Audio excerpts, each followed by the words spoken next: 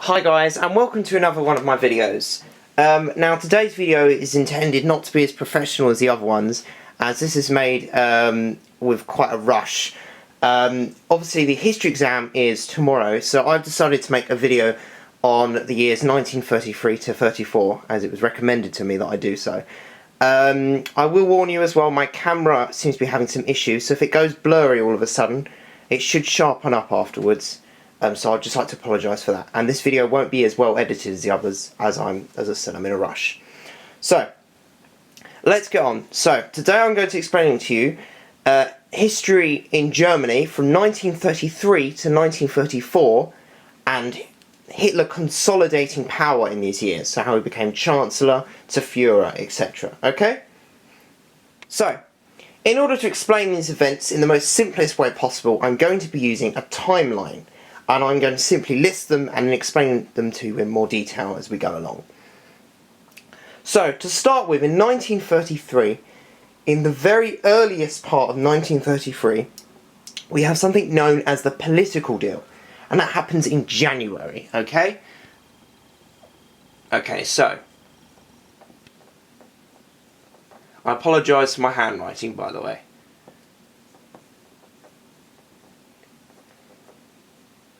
Okay, and 1933 is going to be in green, okay, and 1934 will be in red.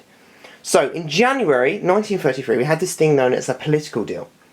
And this is where someone known as von Papen, who was a previous Chancellor, but didn't have a majority, because he was a leader of another party, made an agreement with Hitler, where Hitler could become Chancellor by von Papen persuading Hindenburg to allow that to happen. And in return, von Papen would be Vice-Chancellor. So therefore, by making this political deal, Hitler actually seizes power, because Hindenburg didn't want to take Hitler on before, even with his majority, because he had a very large party, a lot of support. So, by using this final step, by using von Papen, he managed to persuade Hindenburg, because they thought they could control him, to take power.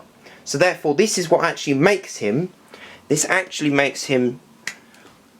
Chancellor. I apologise for my spelling, it'll probably be spelled wrong. Okay? That's what makes him Chancellor. Now obviously Chancellor's not completely in control, because you've got the President as well, who can overrule him, who's Hindenburg. So, if we move on from the political deal, the next important event in our timeline that we need to know about in terms of seizing power is the Reichstag fire. Now, the Reichstag fire happens, I believe, in February 1933.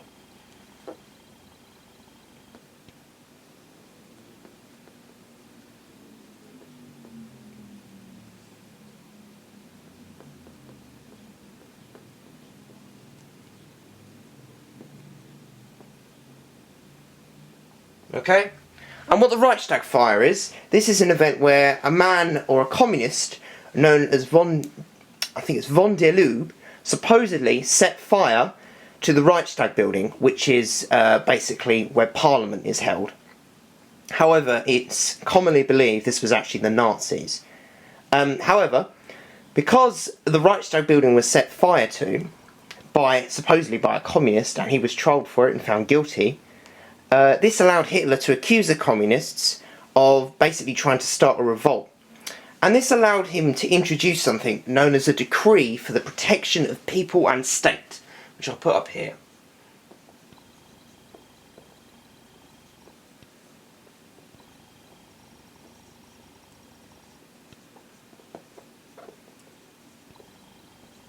Oh, I apologise for my handwriting.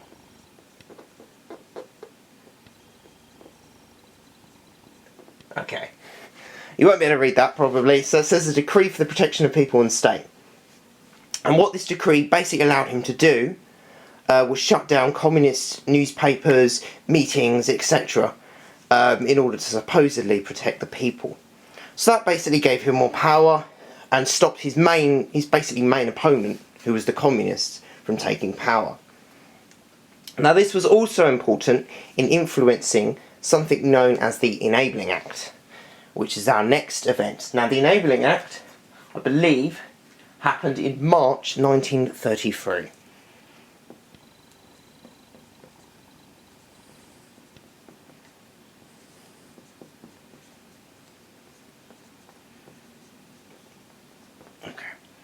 And what the Enabling Act is it's effectively something where Hitler managed to get the Reichstag to vote in his policy of him basically having complete control, and this was renewed every 4 years, supposedly, but he could do anything without anyone's permission, effectively. And he managed to get the Reichstag to vote this in because he could stop the communists because of this decree, and also because of the Reichstag fire, the communists got less vote in the next election before this Enabling Act was brought in, so therefore had less control anyway, and Hitler got more votes. So he effectively now has the ability to do anything through this Enabling Act. This gives him a lot of power. So that's a very important thing that happens. Now, there is another event that happens just before 1934.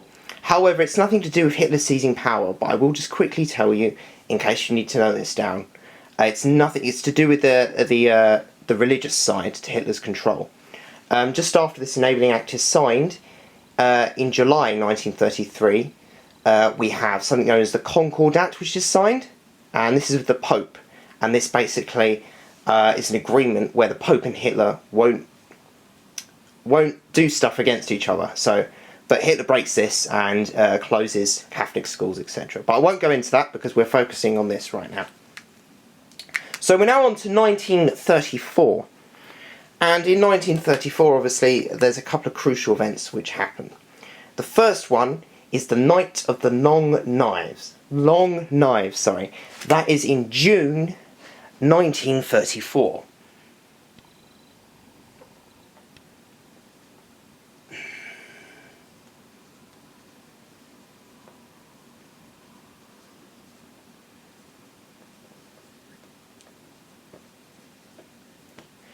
Now, the Night of the Long Knives is an event where Hitler kills off the SA leaders. And the SA are effectively the kind of bullies in the Nazi party. They were the people who went around and physically used violence towards other party members, etc. However, that was all fine before the election, but now that Hitler's in control, the leader of the SA, known as Rom, is a socialist, and that means that he's more for the workers, etc. But Hitler wants to focus on more capitalist views, so business, etc. So he therefore wants to get rid of Rom. The army wants to get rid of Rom as well, because Rom wants to take control of the army, and therefore by getting rid of Rom, Hitler wins the army's support, which is obviously important because he needs the army for war, etc. And lastly, he wins the support of big businesses who can give him money, etc. Because socialist views are almost, communist. And therefore, they're helping, especially Rom, who seems a bit communist, they're helping, to help the workers and therefore going against the businesses. Obviously not all socialists are communists, that's not what I'm saying. I'm a socialist myself, but... So that's how it was. So the last point that we've got to make on here is about Hindenburg's death, and this happens in August. Okay, that's our last event here.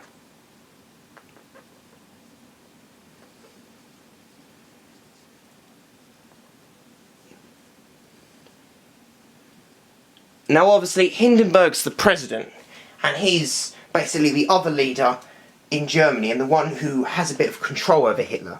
However, because Hindenburg has now died, that means there's no one to take control over Hitler. So Hitler combines the role that Hindenburg has as president with his role of Chancellor to make what you'll know as the Führer, okay? And so basically this event where Hindenburg dies is the last situation that finally allows him to completely take power, and therefore no one can overrule him. And that's basically the last important event. So these are our important events here. I'll just quickly list them again. And any questions, just put them below. So, we got the political deal with von Papen, where Hitler becomes Chancellor. We've then got the Reichstag fire, which lowers support for communists, increases Hitler's support, gets the decree for the protection of people and the state introduced. We've then got the Enabling Act, which actually gives Hitler power, a physical political act. Then we've got the Night of the Long Knives, which removes a threat to Hitler and a threat to Hitler's support. And then we've got Hindenburg's death, which gives Hitler complete and utter power. Okay, I hope this video has helped. I apologise it's a bit rushed and probably not explained as well as I would have hoped. If you have any questions on any of the Nazi Germany parts, just post them below and I will try to answer them. However, I can't do any more videos, but any questions you have, post them below on the video. I'll keep my YouTube signed in and I'll be monitoring what questions I get so I can answer them for you. Thank you for watching, and I hope that this helped you for the test tomorrow. Thank you very much.